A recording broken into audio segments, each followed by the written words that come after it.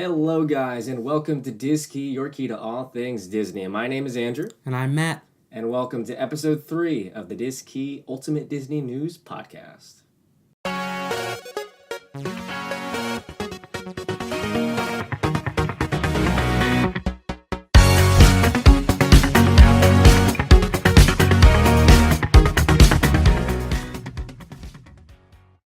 And hello again. We are so happy to have you here today. Sorry we did not get the video side uploaded last week. Yeah, we had some technical difficulties, but did. We worked that out, and now we know how to make sure we get our videos out. Yes, so we'll be posting weekly with the full video formatted episodes. And as always, the audio will keep on rolling on your podcast apps, wherever you get them. So, Matthew, how are you doing today? I'm doing good. Yeah. How are you? I am splendiferous, which I'm not sure if it's a word. That's not a word, but I'm feeling we're going to go with it. I feel pretty good today. So why don't we just get right into it? What news do you have for me today, Matt? We have a couple pieces of news. First off, in Hollywood Studios, we have Municiberg giving us a taste of The Incredibles in Hollywood Studios, but what's different this time between past times we've seen it in Jack's Tomorrowland. back, and he's pissed. Yes. Instead of this being generic Incredibles in the park, we actually have this area, which used to be Pixar Place, which then used to be Backstage, is now themed to the 60s. So it kind of fits the Hollywood cool. Studios, like, golden era kind of vibe. That's really cool. Moving on. Real quick, sorry. Moving on. Yes. No, I just want to say one thing. Is this anything like the Incredibles Expo, which was, I think, a summer event they had in Magic Kingdom for Tomorrowland? Similar in the sense that they have, like, dance parties with the characters. Nice. But they have their own area instead of living within another area. So we have, like, full-out meet and greets for characters and the people coming from backstage instead of coming from the side entrance of Buzz Lightyear. That's kind of cool. So they're sort of keeping that 60s theme, which I don't think they leaned into much before, because I don't think they could. And the Tomorrowland's got kind of a retro feel, but yeah, that's really cool. I think I saw some videos where there were even sort of actors walking around just dressed in sort of 60s gear and things like that. So yeah, I saw that too. It was really cool. That is very cool. Yeah, and it's all kind of interesting perspective too, because like when you say dance party, I go, oh yeah. But like I just introduced my girlfriend to a lot of the Disney park stuff, and she hears dance party and she's excited. So it all depends on your point of view. What else you got for me, Matt? Nest. Nest? We have a nest. Where is it? Is it an endangered bird? Go. Is this the origin of the great bird adventure in Animal Kingdom? We have a nest. It's not a puppet, guys. For the giant bird. Yes. Next, we have Sebastian's Bistro in Caribbean Beach Resort. Nice. It's actually stopped serving lunch as of January 27th. Okay. This month. That's a big deal. For whoever's there, it's a big deal. Yeah, no, lunch. That's good to know. So no more lunch at Sebastian's Bistro. And in addition, back in Hollywood Studios, they are now celebrating their 30 years of the park with banners up throughout the park. Are there? Yeah. That's cool. So let's talk about this for a second. I was very excited about a new logo. Because there was the rumors for a while that they were going to, they're going to change the name of the park. So, I mean, they put out the little surveys they like to do when they're about to do something, and they're like, let's just make sure. Like, there was a Star Wars hotel survey. It was like, would you guys be interested in a themed Star Wars hotel? Would you like if it was Everyone plus said this yes. much? Would you like if it had this? And would you like it if it exists? Yeah. Well, yeah. Give it to us. Yeah, and they're like, okay. And then, like, a week later it was announced at I guess, D23. Yeah, I was really excited to see a new logo because they were talking about new names. And apparently the name is staying the same for the foreseeable future, I think somebody said. Yeah. And the logo is the same, except, out of the 30. I think that makes some people sense. like it. I think it's fine. It's not a big deal. I think it's fine. Yeah. I think they didn't want to do that because when you rename a park, it implies that you have a big change all at once. And I don't think they want to do that with Hollywood Studios. I think they want to do it over time, which they have been doing. Well, that changed. They haven't done it over time. A lot of time. What do you mean? No, they want to. I think what you're saying is they would like to appear as if they're not changing everything all at once. But they closed. True. They closed half the park. Oh yeah, they closed the park all at once. Yeah. Opening new stuff is over time. I'm just talking specifically opening stuff. You know that's so much worse. I never said it was good. Yeah. Okay. I get you. But I don't know. I think they should embrace it. Why not rebrand? And especially at a time where you might be getting a new park in a few years from Universal. Like, why not act as if this is a fresh new area? Because it is. Toy Story Land, Star Wars Galaxy's Edge, and then hopefully something else that they add. But I guess we'll talk about that maybe in the rumors section. Bury that lead. Keep going, Matt. That is our news for the week. No, I want one more. Make it up. Make it up. Make it good. I'm sure we have a new video up and you're watching it, so that's new. That is news. All right. Good enough for me. Well, thank you, Matt, for the news. Very interesting stuff. And I guess we should start leaning into our discussion topic for today, which is actually going to be Disney Plus and the Fox-Disney merger. All right. I am really, really excited to talk about this Disney-Fox deal. I feel like I've been talking about it for a while, but let's actually get this in the podcast and explain this to everybody. So, Matt, why don't you set the stage a little bit for us? Well, the Disney-Fox deal has been public knowledge for a while. But now we actually have some solid ground to base our discussion off of instead of just throwing our thoughts out. Yeah. Much more tangible stuff as news starts to come out about what Disney's plans are for all this crazy intellectual property they're getting from Fox. So I guess I should start out by just explaining what it is, and then Matt, you can expand on the rest, and feel free to jump in whenever you want. I don't know why I gave you permission, but now you know. You know what? Actually, I want to talk about something else. No. The Disney-Fox deal is Iger's latest attempt to, in the dead of night, show up at random studio houses' doors and threaten them into submission. No, that's not what happened. But in my mind, he showed up to an actual Fox's door and threatened it to the point that it sold its company. And I will stand by that. I can't prove it, but one day it'll come out. Right. Do I need to say it? I mean, Disney owns everything, right? I mean, Iger bought Marvel. He bought Star Wars. He bought Lucasfilm when he bought Star Wars. So really, he got more than Star Wars, Indiana Jones and everything too. And they got Pixar too. So, I mean, they own 80% of Hollywood, which is awesome. And now they own 90%, which is even better.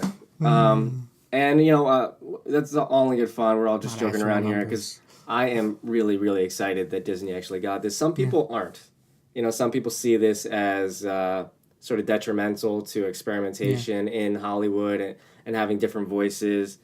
But, if you look at the track record Disney's had with the companies that they bought, a lot of them keep their autonomy, so I'm really not worried about that. But I guess I should set up the deal as instructed. So the Disney-Fox deal was essentially Iger's effort to grow the brand beyond its natural borders, right? So Disney has the stuff it's had for a while. Even the stuff it's bought has become sort of part of the company. But the Disney-Fox deal was a chance to really grow the intellectual property library to include things like Planet of the Apes and things like that. Which we'll get more into. But essentially, they had a deal done for around $52 billion, which I know is chump change. Yeah. That's like my lunch money. And then the rivalry between Comcast and Disney reared its ugly head. Well, for a while, Disney World and Disney Parks were good at having updates now and then, but especially for Disney World, which has a lot of outside visitors coming in. Yeah, a lot of first-timers, like the one and dones. That's a main part of their revenue. Yeah. So while Disneyland has a lot of locals coming repeatedly, you have to update that continually because your audience has seen it already. Disney World, the majority of your audience is just seeing it for the first time. Because of that, Disney was able to really use nostalgia to fuel people coming to their parks. Yes. And not really have to update things beyond working condition. And Matthew is a nice person, so I'll say it in clearer terms. They neglected the park for around 30 years, Yes. And sucked the bones of what, the Imagineers built dry. And now, Comcast said, hey, we have a chance to expand where Disney is not, basically, right?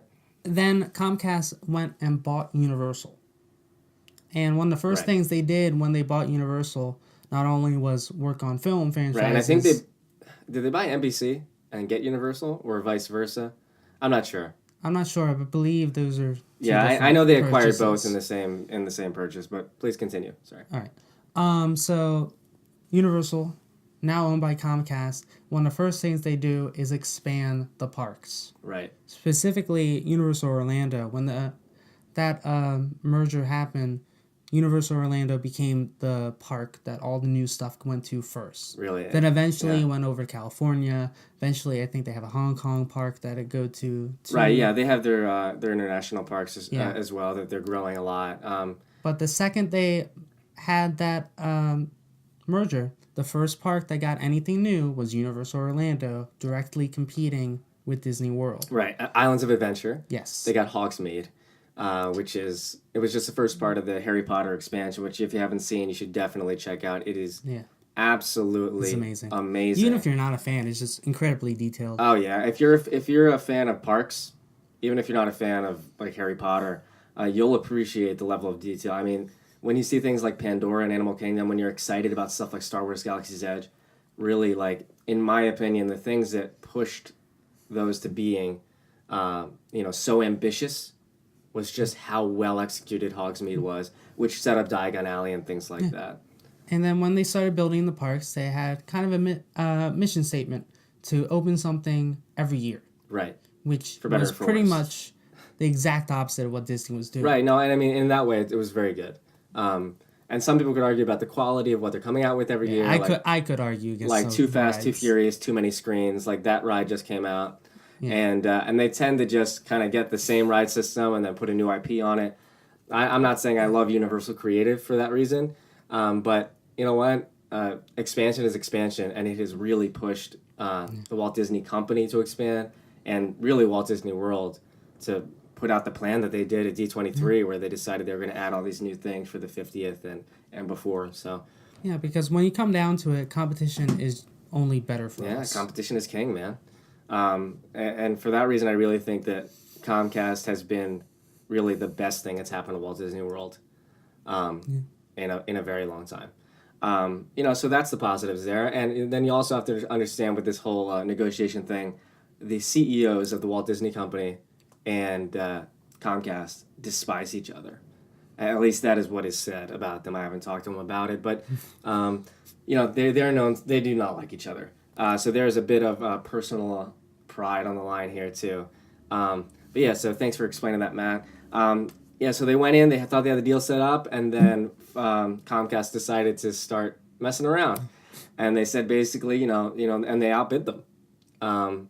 And there was a period there where they thought Disney might actually lose this, and then Disney said, no, we're just going to give you $72 billion, around $72 billion, to steal this deal.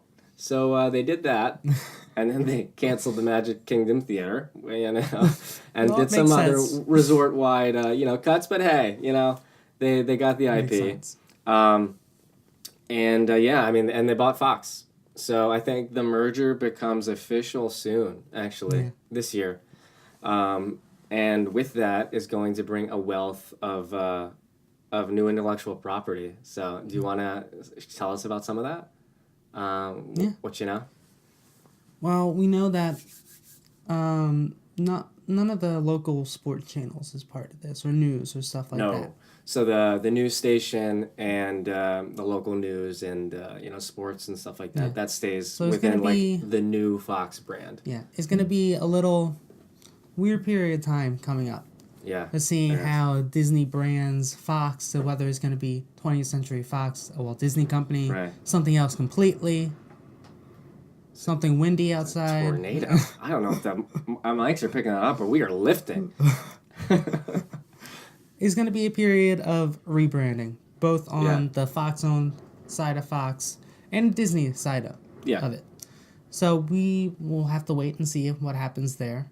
But knowing how the deal happened, it was 90% just for their properties and what they have in terms of movie it was and an content. Intellectual property grab, and I mean, I think they're clearing house a lot of the execs too. So I'm sure they'll keep some people who they think are strategic leaders and everything like that. But I think mostly this was just a way to get all the intellectual property that they could, and what they're getting is they're getting Avatar.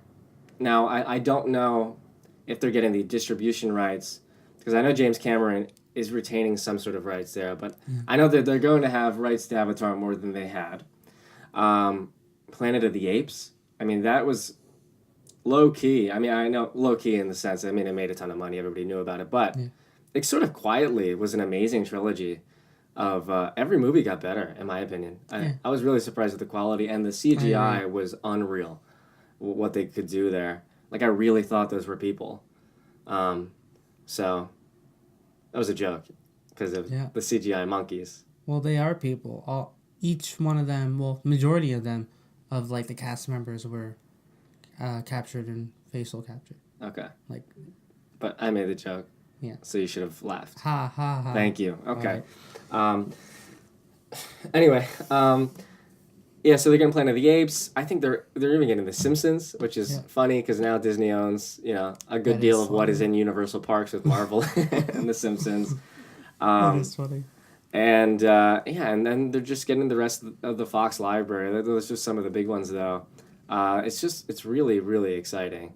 And I think the main thought behind this merger is not so much some of the ancillary stuff like the parks, but we will talk about maybe the impact that's coming there.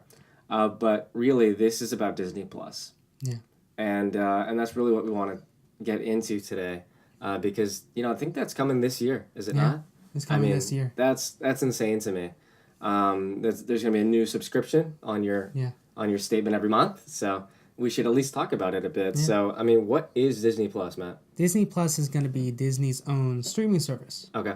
Which are going to have all their content from Star Wars to Disney Animation to Pixar to Marvel and apparently also National Geographic. Right, yeah, Nat Geo's on there. Because you need the widened borders. Well, if they're doing like 4K streaming, that could be cool. True. And apparently we're going to have some Marvel TV shows. Yes, we are, Matt. Yes, we are. I know you want to talk about that. Oh, I want to talk about them. Okay, so for all of you people who follow the Marvel Cinematic Universe, the MCU, you'll know that it's comprised of, I think, well over 20 movies now. Yeah. With Avengers Endgame coming and Captain Marvel before that. But if you're really like MCU completists, you've also seen the shows. Now, all of them are loosely, some directly, set in the MCU. But really, if there's if it's made by Disney and Marvel, and not like Fox Marvel, it's assumed that it's part of the MCU. So shows like Cloak and Dagger, Runaways, they don't directly reference it, but the assumption is that it's there. And at the very least, it doesn't break the canon, even if it doesn't add to it that much. But shows like Agents of S.H.I.E.L.D. really lean into its influence in the MCU.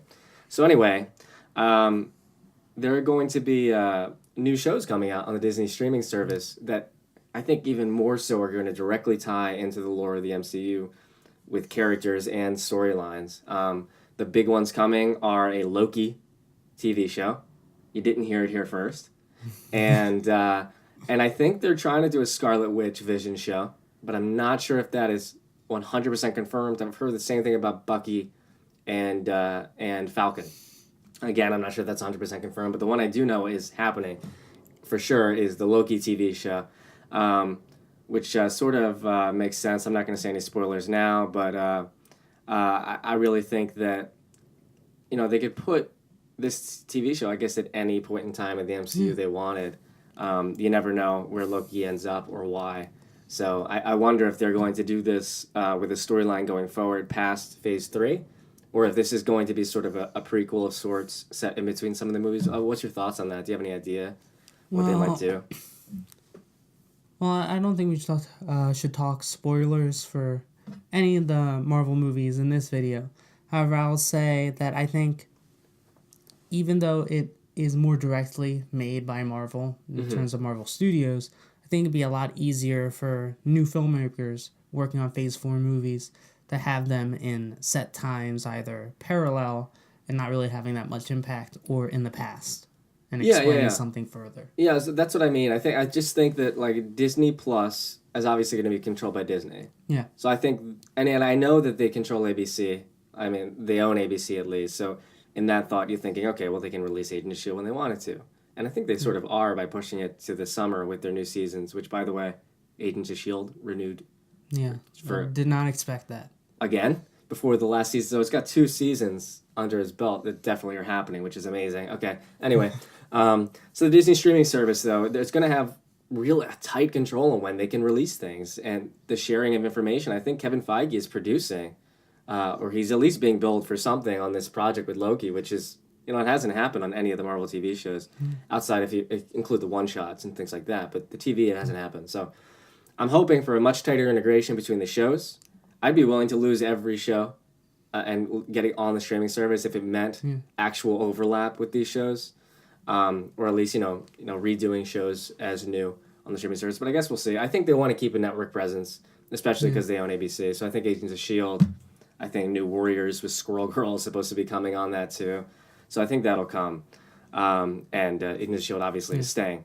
But, I mean, you love the Netflix shows, right? I love the Netflix shows. Specifically Daredevil. Just Daredevil. Yeah. What was your thoughts on the cancellations there? By Netflix.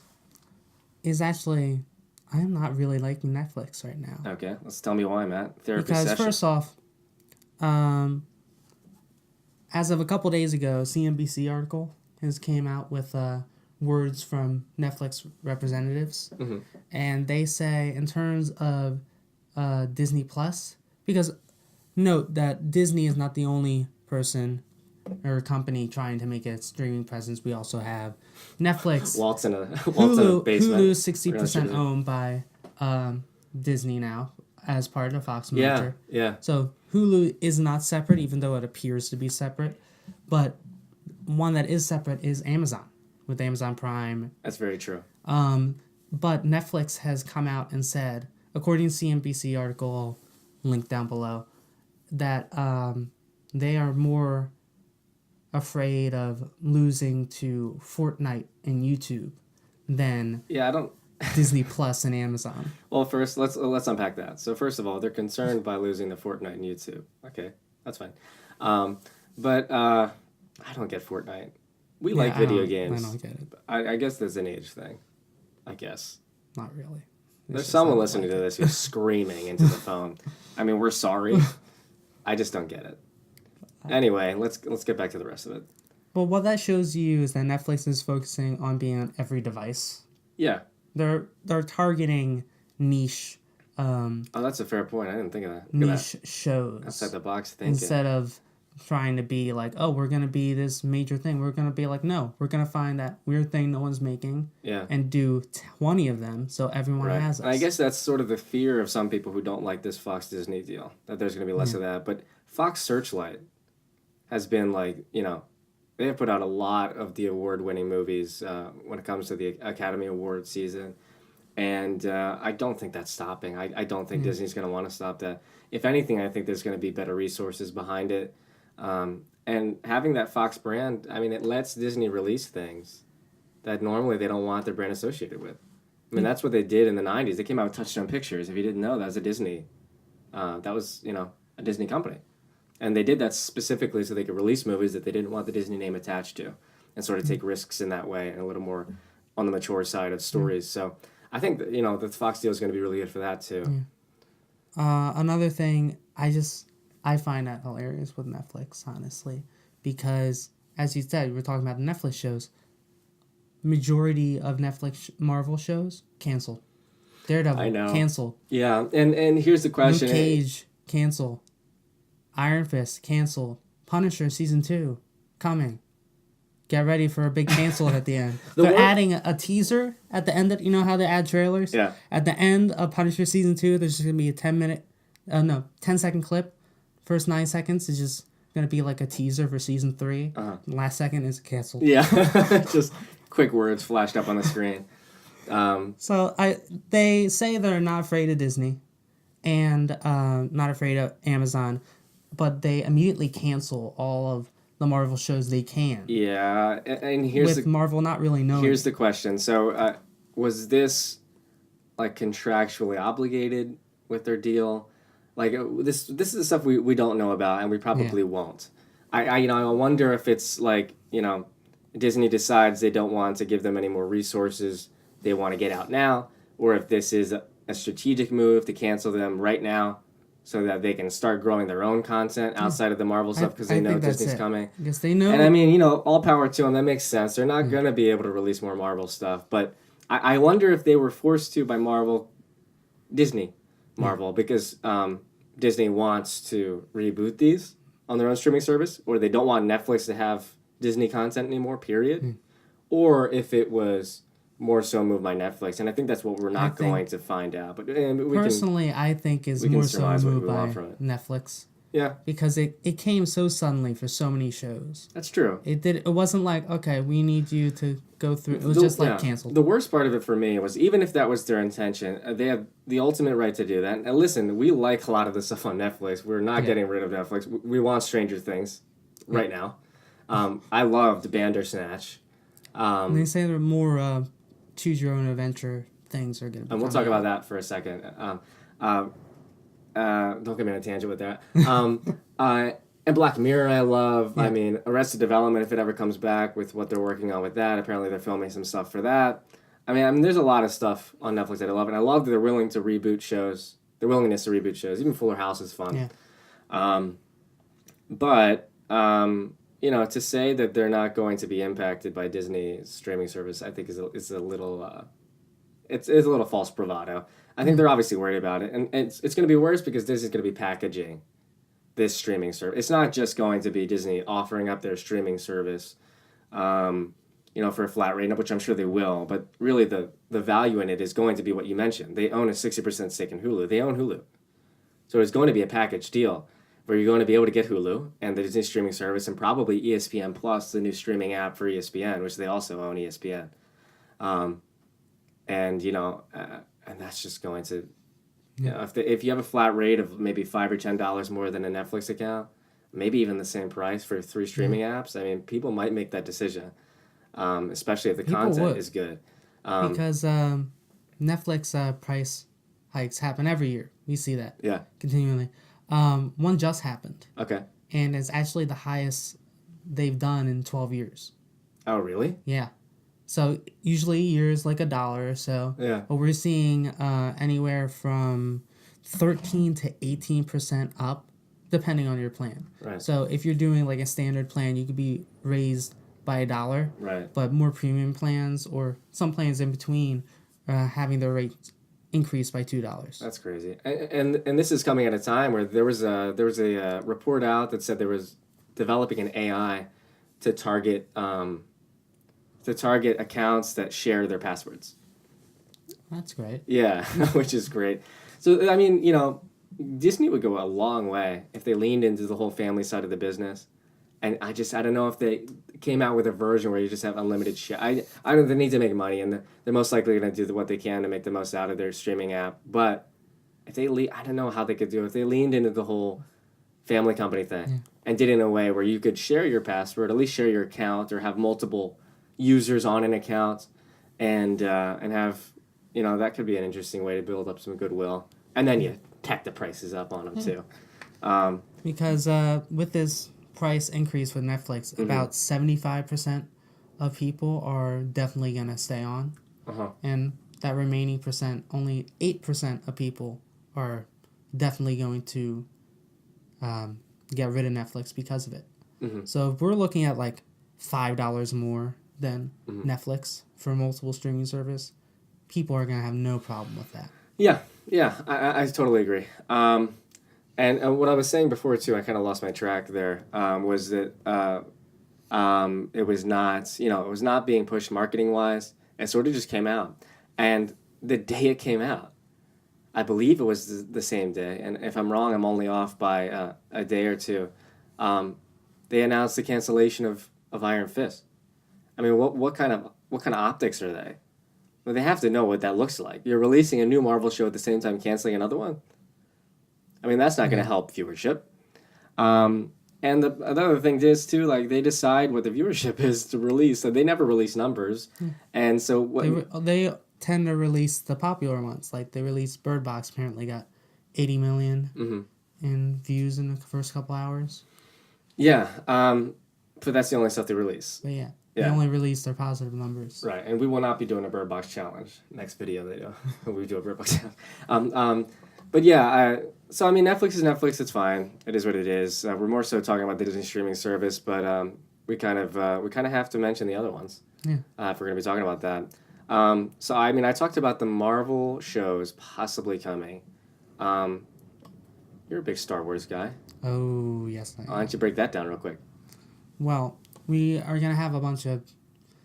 Well, it's kind of hard to say now. But I believe one project that is still happening is Star Wars Mandalorian.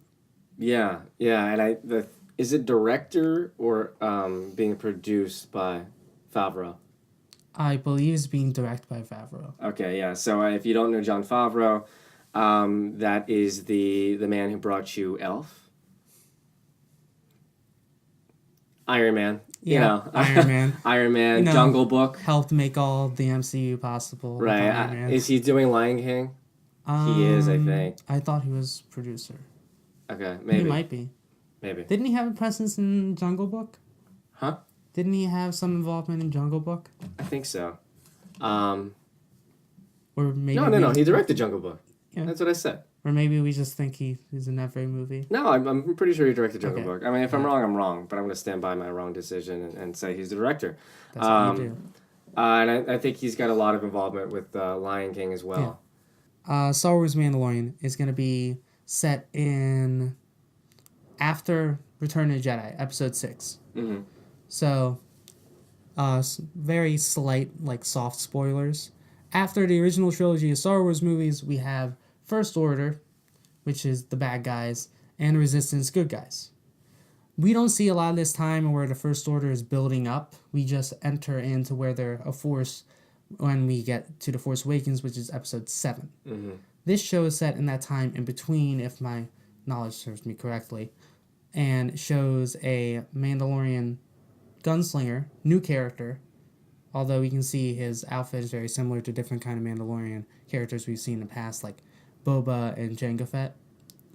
And it's just kind of like a Western, kind of like free-for-all kind of show, where we also in the background see the rise of the First Order. Yeah. And I think this is, if you think like in a macro way, it's sort of a great replacement for that rumored Jango Fett movie. Yeah. Which I think is after Solo's release. I mean, we like Solo. I'll think a lot more than other people, but I think it's safe to say that they shouldn't be doing that every year with movies like that. So I'd much rather have this as an ongoing series. And the best part about this is the amount of, the backing they're going to have with these. This is going to be big budget stuff for the Marvel stuff and for the Star Wars stuff. So that's really exciting. And for those of you who like, Disney Channel stuff, the High School Musical show is coming too. I don't know if that's going to be bringing back old cast or whatever, but, some people are really excited about that too. So, I mean, they're coming out with a ton of original content for the Disney streaming service based off of their massive franchises. And in addition to that, you're going to be able to watch all of the released movies, I imagine, extremely quickly. But I wonder how they handle the whole DVD sales, Blu-ray sales, and putting them up on the streaming service. Because if you're paying $15 a month and you're getting them immediately, you're not going to be buying the Blu-rays, Yeah. which they want. But question. Original content, as well as other content of other films. What's that sound like? Like exactly what Netflix was doing? Yeah, that's true. It's the reason they got so popular. Yeah. I mean, it's a great model, and Disney has the intellectual property now, and to tie it all together, the thought was that maybe they would have, Disney, Star Wars, Marvel, Fox on the Disney streaming service, but it doesn't appear as though they're doing that. I really think that that's going to be pushed more into the Hulu side of things. which again, if it's packaged together, is really the same deal. They're going to be providing it for streaming, which it wasn't before, totally, and they still get to keep that insulation. People worry that Disney's going to take over Fox. I mean, they're going to influence them greatly, but they're also going to want to be insulated from the stuff that they release to protect the Disney brand, which is, the ultimate goal for a lot of this stuff. So I think in that way, it's going to be really exciting to see what comes out with the new side of Fox, release on Hulu, release in the movie theaters, and how they tie in everything happening to Disney Plus with their existing tentpole franchises. What's another thing that we got from Fox, Neil? I know some people see it as like, oh, this is the reason they did it, so they could get this. But really, it's just a side effect that is a really good side effect. I don't know. On the Marvel side. Oh, my goodness. Why did I not talk about that yet? They're getting... Wow, I missed that. I was talking about, what intellectual property did they get? Planet of the Apes. Maybe some distribution rights for Avatar. Well, I missed that boat. All right, so the main intellectual property grab, in my opinion, that they hauled off in this deal was basically every remaining Marvel character they did not have the rights to. Other than Spider-Man, which is now a partnership with Still being clutched by Amy Pascal's lifeless fingers over at Sony. Ugh. I just... Ugh. I'm not going to get it. I don't like Sony. Anyway. I don't like... And I know, yeah, Spider-Verse is so good. Yeah, okay. Well, that's great for that one movie that they released that was good. Anyway, sorry. Anyway. Jesus, go. They're getting the X-Men. Yeah. The X-Men are going to be, and they're going to be obviously given to Feige to do what he will with, and don't make no mistake about it, Feige's not going to bring these characters in as they exist. He's not going to make it its own little franchise. Kevin Feige sees the big picture, as always, and he's going to be folding in the X-Men characters into the MCU through Phase 4 and beyond, I imagine. Which is, sometimes things happen for a reason. And, Marvel Studios not being able to rely on Spider-Man. Let them grow their library of movies out with these B-listers that became A-listers, and then introduce Spider-Man when a deal came around with Sony. And for that reason, I respect Sony. That one reason. And then, and now, they couldn't rely on the X-Men either, which was their other A-listers, I think. And now they get to bring them in. And it's such an organic way, and it makes Marvel take chances. I don't know if they make it Guardians of the Galaxy if they had the rights to the X-Men and Spider-Man. Yeah. But now we have it all, Marvel Studios wise. They're going to experiment with stuff like the Eternals, which is most likely coming in Phase 4. And they're going to be bringing stuff in from the X-Men side. I don't know if they're going to do solo movies and bring them all together as an X-Men team and then cross them over the Avengers, or if they bring them all together as one movie and then cross them over, or introduce them as they go, and maybe some stuff that happens in Endgame influences their introduction into the MCU. I don't know, Matthew. I don't know. Okay. I don't know either, but personally, I really hope they take it as individual characters instead of just thinking, oh, the X-Men just get... Because, okay, I love Hugh Jackman as Wolverine. He does his interpretation of the character extremely well. But there are other kinds of Wolverine characters in the comics and everything else. So he can't be recasted. He can't do the same Wolverine. Yeah. You have to do something else. Obviously, you can definitely recast them because Wolverine is bigger than one actor. Yeah, but the one thing that did annoy me with a lot of the X-Men movies, even though I love them, Days of Future Past specifically. That was a great one, yeah. Is that most of the X-Men movies depend on 2 to 3 main characters. Yeah. And then throw in a lot of random characters as background. Like That's Juggernaut and Angel. And because of that, a lot of these characters that are like B-listers that could become A-listers don't really get the time that they deserve. With the younger movies, they kind of fix that a little bit. But even then, it's kind of hard to see that balance of like characters. Yeah. It seems like every X-Men movie we have seen is an ensemble movie. Yeah. Even the Wolverine movie had like a little team up. Of course, yeah. So I would just really like to see a fresh version of X-Men characters where maybe they have their own lives and aren't always a team. That's a fair point, and I think that could make the sort of the combination of the characters all Like the more more meaningful. Yeah. satisfying. Just like the Avengers in that way was extremely. It was just really gratifying to see them all together on that shot in New York.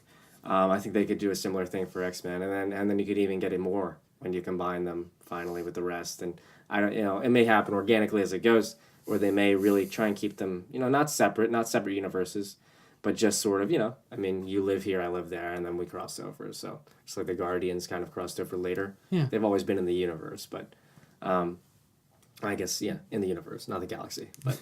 So I think for that reason, it's going to be an exciting time to be a Disney fan, an exciting time to be just a film fan and a Marvel fan and the rest of it. So, I mean, that's really, really, I could talk for hours about it. We'll have to have another podcast where we talk about the MCU ramifications of this Fox deal, because we could talk a long time about that.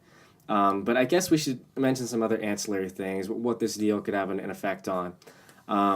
If we're talking Disney parks, pros and cons.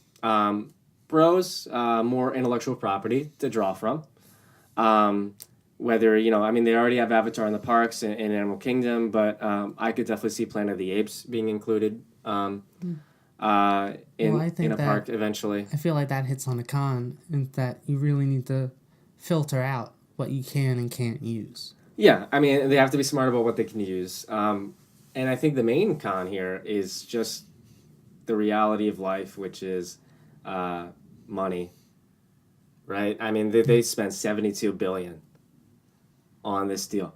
That to act as if that's not going to have an impact on the rest of the company is silly, and to act as if they don't continually have parks and resorts as the person they take it out on financially when things aren't great is also silly. We're very happy with the investments they put forward recently, and we're so excited. We're huge Disney Park fans. We're not generally negative about it at all, but we are going to be we're going to be clear when we don't like something, when something isn't up to the standards of how it should be, and that's not our standards. They set those standards for decades, so I think we should all continue to hold them to them. The standards don't dip just because you decide to spend less money. And if you're going to continue to raise prices every year as you do, the quality shouldn't go down. It should be going up. So for that reason, we'll stay on that. We love Disney World, though. We're so excited for what's coming. But to get to my point, now that I rambled a bit, is just that, we saw the Magic Kingdom theater cancel. Those are going to be like Broadway level shows. The Magic Kingdom, something we haven't seen before, would have been really cool. That looks like it's out. Now, that could be out for monorail money, and that's at least going somewhere else. But the point is that they were going to do both, most likely, eventually, because the monorails are falling apart and people are falling out of them. That didn't happen. That not happen. But, concrete has fallen on the ground, been cleaned up real quick. Doors have opened. You can look up the videos online. So, they need to fix that. But you're going to see cuts. And I think you're already seeing that with some of the equity actors across the parks, where and equity actors, that just means that they're being paid more than the average cast member because they have a specific skill, whether it be singing, dancing, something like that. It's much cheaper not to use them. So I think there's been a cut there, and there's been hard ticket events that they've tried to put forward, and with all of the early releases of the Mickey's Not So Scary Halloween Party, ticket sales, and some of the prices that they've been slashing, discount-wise for getting people in the rooms. I think you could look at that on its face and say, okay, they're worried about this year because people are waiting to go because it's Star Wars Galaxy's Edge, opening December 2019, pretty late. Or maybe they're going to California because it's opening there earlier, and people are delaying their trips. That might all be true. And I'm sure that's part of it, but I also think that they're trying to pad their bottom line as quick as possible, show investors, hey, this is still profitable, as they're spending a lot of money because they spent a lot of money elsewhere. So I just hope that we still get the quality out of the quantity of things we're getting in Disney World. That is my main fear with the deal. Do you have any reservations about it? I feel like we're gonna get the quality. Okay. I feel like that's gonna happen. My main fear is that this is kind of like a renaissance, and that is gonna end, and then we're gonna have another dip. Right. Like after the '90s Renaissance for the Disney animation movies, we had Bolt. Yeah. Yeah. My fear is that it's gonna be a little while before we get a lot of additions to the parks again, and I'm not talking like a couple years. I don't expect them to be universal and open something every year. But I'm hoping at least start a project every 2 to 3 years. Yeah. Have something open every 4 for sure. to 5 years. I will say. I don't think that's overly ambitious. No, it's not. I think that's what we're going to be getting. I think we're getting a ton of investment right now. Because, I mean, we'll say it again. I mean, they neglected the parks for a very long time. Not just in additions, but in overall quality of what the brand they were putting out there. And I think to a point they're correcting it now.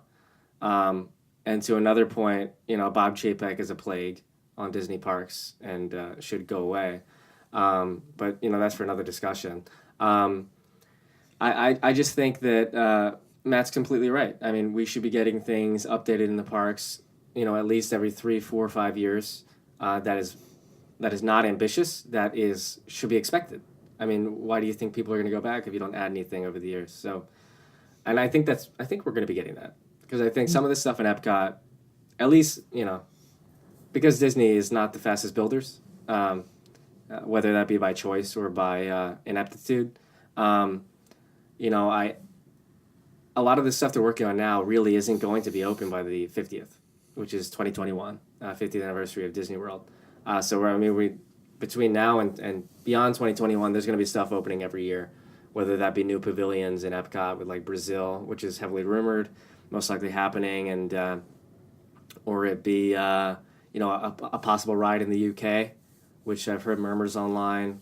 I think some posters on WDW Magic mentioned that it could be either a Mary Poppins ride or a Brave ride, which is now, there's a question mark there where the IP will be, but there's probably something coming there. Anyway, there's going to be stuff coming out beyond 2021. So for at least the foreseeable future, we're going to be getting stuff yearly. But after that is the ultimate test. I think you're right. I mean, but we can sit pretty knowing that as we kind of complete this whole conversation here, Comcast being the ultimate positive for Walt Disney World to push it to create things like this and be ambitious and go after the Star Wars Hotel and go after Fox.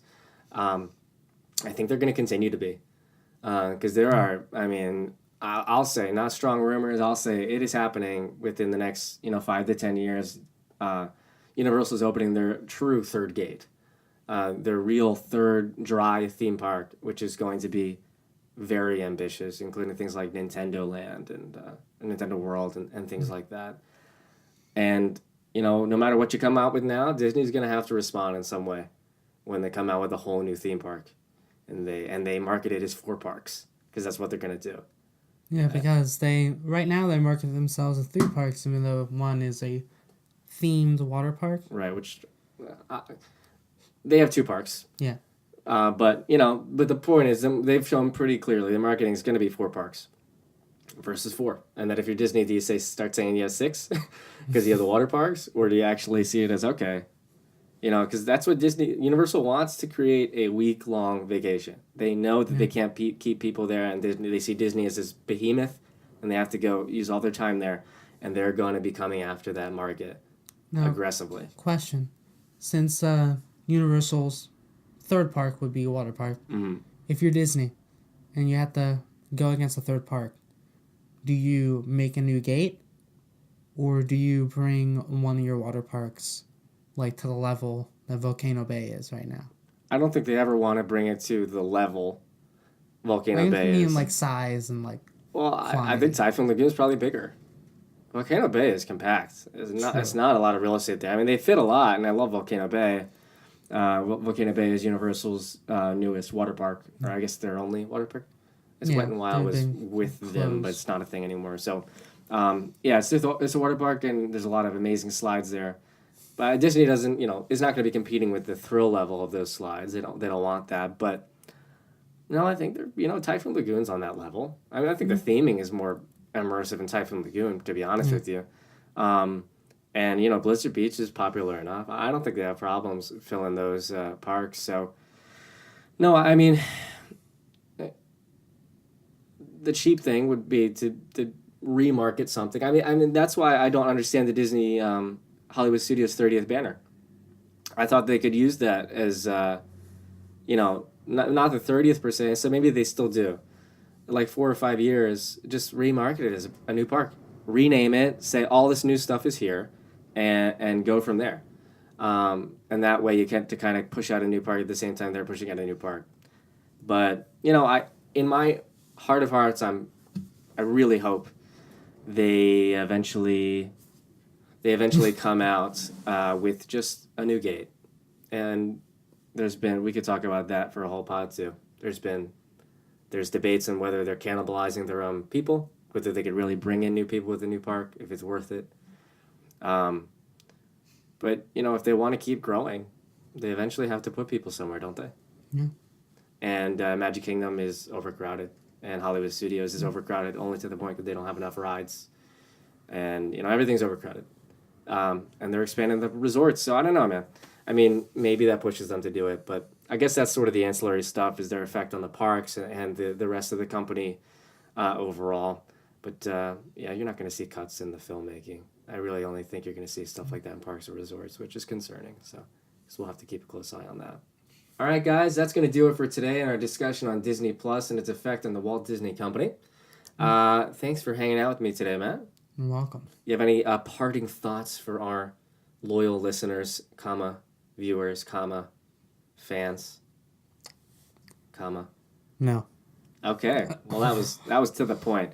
As always, thank you so much for watching. If you're watching, thank you so much for listening. If you're listening, and if you're listening, please rate and subscribe us. That would go a long way into helping out this podcast. And please, make sure you're subscribed. As I said, because you want to make sure you get these episodes as they come out, as quick as you can, because they're hot commodities. Yeah. And if you're watching. Like, subscribe, comment down below. Look in the description for the article I talked about if you want to start your own research, and see if you can look into our other videos. We talk about parks and films and what's coming news for Walt Disney Company in 2019. Yeah, as always, you're going to be seeing these podcasts come out in audio format for all of your podcast apps, and in video format on our YouTube channel, DISKEY, Ultimate Disney News. And yeah, I mean, please tell your friends. Yes. Be like, hey, I know this podcast. It does audio and video, and it talks about everything in the Disney Company. It's so awesome. You should watch it. Yes. That you can take that as a quote. I'm not going to sue you. You know what? Just type that up. Tell your friends. Type that up and just put on a card. That's all you have to say. Yeah. You need to start a conversation? Done. Whatever you want. So we probably should perfect icebreaker. Just yeah. That's a better thought. Yeah. Okay. Yeah. Just use it. So what you're gonna do is you're gonna go up to a random person, and instead of introducing yourself, you're just gonna say hey, and you're gonna hand the paper, and it's just gonna be my quote. You can add a little to it if you want. You can say it too, if you want to talk to them. Yeah. Or you could just grab their phone, just play the video, and just give it back to them. Got to do it quick, though, before they call, police on you. Yeah. I know this has gone on too long, so respect if you're still watching at this point or listening. But, that is going to do it for real.